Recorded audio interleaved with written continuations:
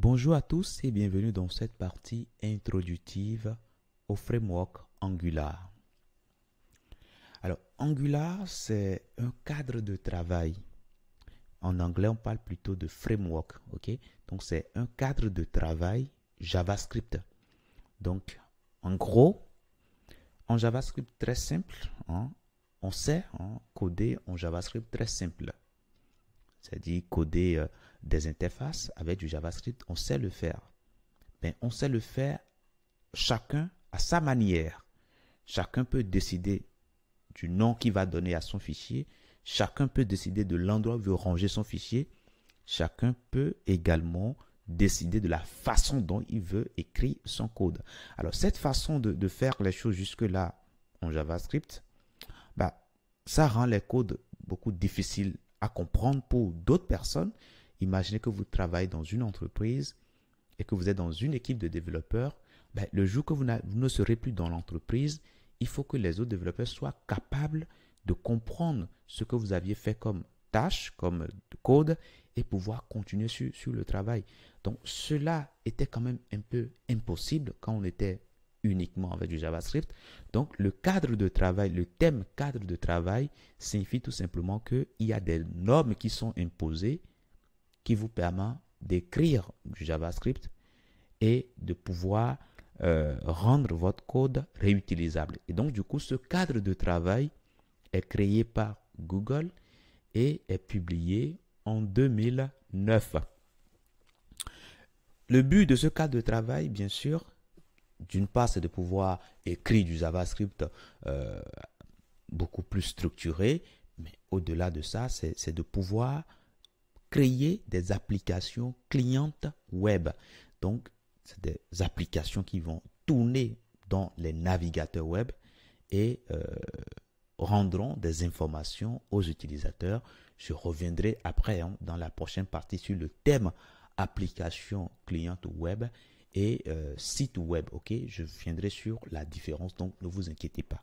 Ce qui est important de noter à cet endroit précis, c'est que Angular permet de créer des applications clientes web. Angular permet également de créer des applications mobiles hybrides, des applications qui pourront tourner sur vos téléphones Android ou bien vos téléphones iOS. Voilà. Angular permet également de créer des applications single page ou bien mono page. Alors, single page, c'est en anglais, on l'emploie également souvent en français, mais il faut être du domaine pour comprendre de quoi il s'agit. En français, souvent, vous allez entendre parler également de application mono page. Donc, ça revient au même que application single page. Donc, en gros, c'est des applications qui tournent sur une seule page. Ne vous inquiétez pas, dans la prochaine partie, je vais vous faire, comme je l'ai dit tout à l'heure, je vais vous faire la part entre application et site web. Ne vous inquiétez surtout pas. Voilà.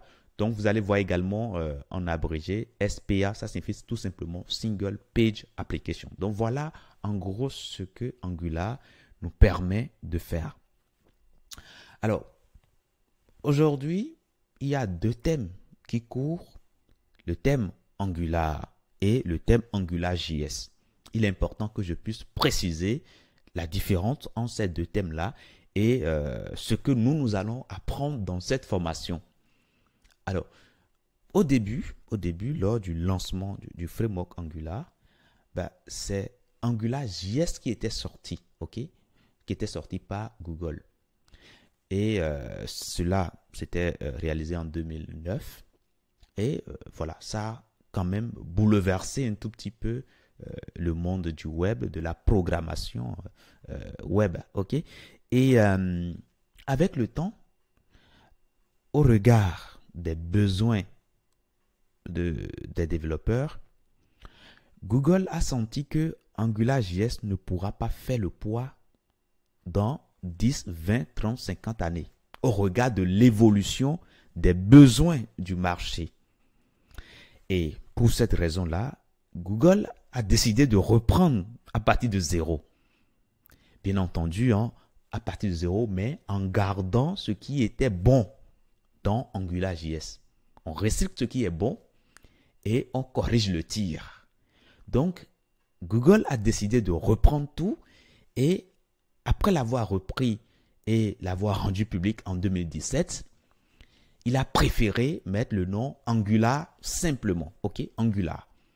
Donc, Angular, une fois encore, ne signifie pas, n'est pas la même chose que AngularJS. OK? Donc, c'est deux termes qui signifient deux choses. AngularJS, c'est la première version de Angular. Et Angular, tout simplement, c'est la version de Angular qui est sortie à partir de mars 2017. Donc, cette version-là, enfin, la première version de cette version de Angular s'appelait la version 2. OK? Donc, au fur et à mesure, Google met à jour régulièrement ce framework-là. Et à l'heure actuelle, à l'heure où j'enregistre cette formation, on est à la version Angular 13. Donc, dans cette formation, nous apprendrons Angular 13+. Alors, 13+, pourquoi? Parce que, en gros, à chaque nouvelle version, Google ne remet pas du tout en cause le contenu des versions précédentes. OK? Google garde toujours une bonne partie de la version précédente et ajoute de nouvelles fonctionnalités. OK? Maintenant, il y a des cas où il revient sur ce qui est déjà dans le passé. Et quand il revient, c'est simplement pour améliorer le tir. OK? Donc, ce qui veut dire que ce que vous allez apprendre aujourd'hui, demain, lorsqu'on sera sur Angular 14, ce que vous allez apprendre aujourd'hui sera encore à 98% valable.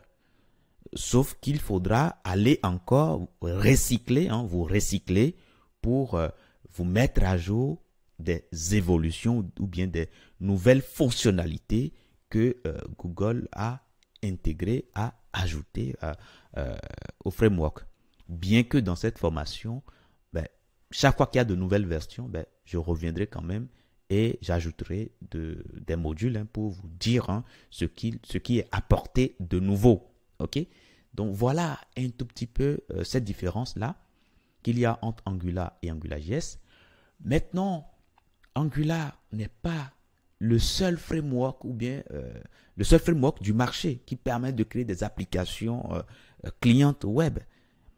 Il y a d'autres frameworks et librairies également qui permettent de faire directement ou indirectement ce que nous faisons avec Angular. Alors, je vais parler ici de React.js. React.js, il faut ajouter toujours JS parce qu'il existe encore d'autres types de React, comme React Native par exemple. Okay? Donc, React.js, lui, c'est une alternative de Angular. Je peux citer également Vue.js, je peux citer la librairie jQuery, je peux citer Bootstrap et beaucoup d'autres encore. Il existe beaucoup d'autres outils qui vous permettent d'avoir la finalité que vous attendez avec Angular. Alors, je ne vais pas parler de ces frameworks ou librairies comme concurrents. Je ne vais pas du tout employer le terme concurrent. Pourquoi? Parce que ces frameworks ou librairies ne fonctionnent pas tous de la même façon. S'ils fonctionnaient tous de la même façon, je pourrais me permettre de les comparer et de dire que tel framework est mieux par rapport à tel autre, ou bien tel framework est concurrent de tel autre, etc. Je préfère ne pas aller sur ce terrain d'emploi du terme concurrent, étant donné qu'il ne fonctionne pas du tout de la même façon. Il revient à chaque développeur d'utiliser, de les essayer et de voir le framework avec lequel il est plus à l'aise, ok? Ou bien la librairie avec laquelle il est plus à l'aise. Et quand on est à l'aise avec un outil, forcément, on travaille beaucoup plus efficacement. Et donc, voilà. Donc, dans cette formation, nous allons apprendre le framework Angular. Bien sûr, dans d'autres formations également, vous allez découvrir avec moi, si vous le souhaitez, bien sûr, les autres librairies et frameworks comme React, Vue.js, etc. Maintenant, pour suivre cette formation, il faut quand même avoir des prérequis. Ce n'est pas une formation pour un débutant. Quelqu'un qui n'a aucune compétence web, quand il prend cette formation, par exemple, il aura perdu sa mise, il aura perdu de l'argent. C'est pourquoi il est important pour moi de le préciser.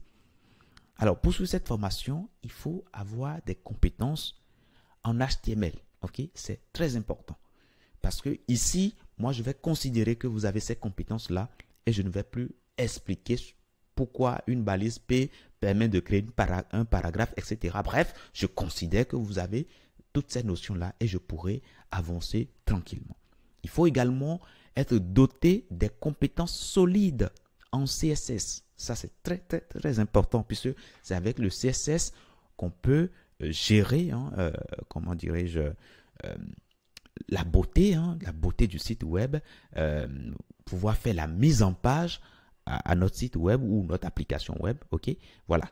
Et il faut également disposer de solides compétences en JavaScript, ok, savoir comment créer les variables, savoir également programmer en JavaScript, ça c'est très très très important, ok. Alors, je suppose peut-être que vous n'avez pas encore ces prérequis-là. Notez que vous pouvez trouver des formations sur le site mudei.fr. Je peux venir là-dessus ici, ok? Mudei.fr ici. Vous venez là-dessus, vous avez un certain nombre de formations que vous pouvez retrouver directement. Et il y a une formation complète développeur web full stack. Dans cette formation-là, vous aurez tout ce qui est nécessaire, en tout cas pour un développeur qui commence en partant de rien, vous aurez tout ce qui est nécessaire et bien après cela maintenant, vous pourrez maintenant vous engager sur cette formation que je vous propose ici en Angular. Alors, ce que je tiens également à préciser avant de finir cette partie introductive, c'est que en gros, ces prérequis que je vous demande, vous n'avez pas forcément besoin de le prendre chez moi, ok?